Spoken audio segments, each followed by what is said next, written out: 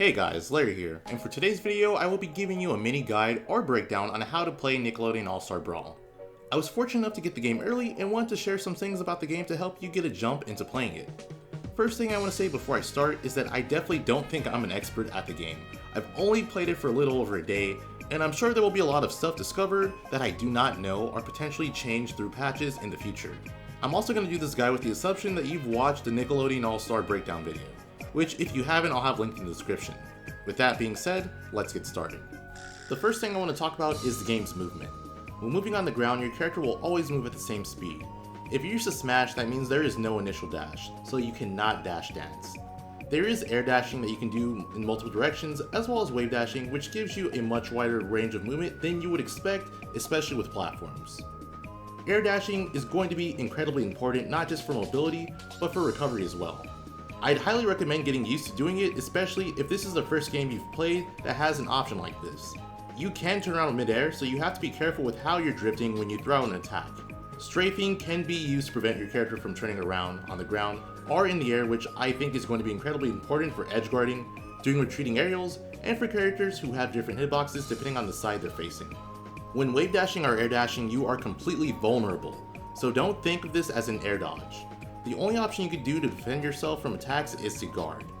You can let go of guard and attack pretty fast, so if your opponent is throwing out laggy attacks, it should be easy to punish. There's also an option to private guard that was mentioned in the gameplay breakdown video, which gives you more time to punish an attack. Something else I want to go over that was mentioned in the gameplay breakdown video is how certain attack directions beat one another.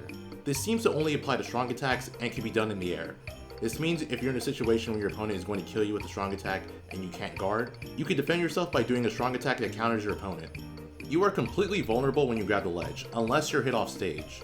If you are hit off stage and re-grab the ledge without getting hit again, you will be vulnerable. When you grab the edge, you have the option to do a regular get up, attack, roll, jump, or drop from the ledge. If you're hanging from the ledge, then no one else can grab the ledge. This means you can ledge hog your opponent, but this is only useful in situations where your opponent is in freefall and cannot attack you. Grabbing is incredibly useful in the game. You can combo into or out of it, it can set up for tech chasing, and because you can grab in the air, it can be used for edge guarding. This game is very combo heavy.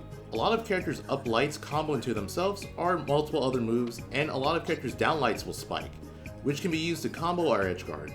Dash attacks are also really good for kill setups. A lot of characters can use their dash attack and combo into one of their kill moves. There is DI in this game, so you can DI to try to prevent your opponent from comboing you, as well as DI to survive longer. At higher percent, you can cancel your momentum when you're hit by jumping as well as using your air dash, which should allow you to live to much higher percents. That's it for the video. If you liked it, please give it a like, and if you really enjoyed it, please consider subscribing to the channel. Thanks for watching, and I will see you next time.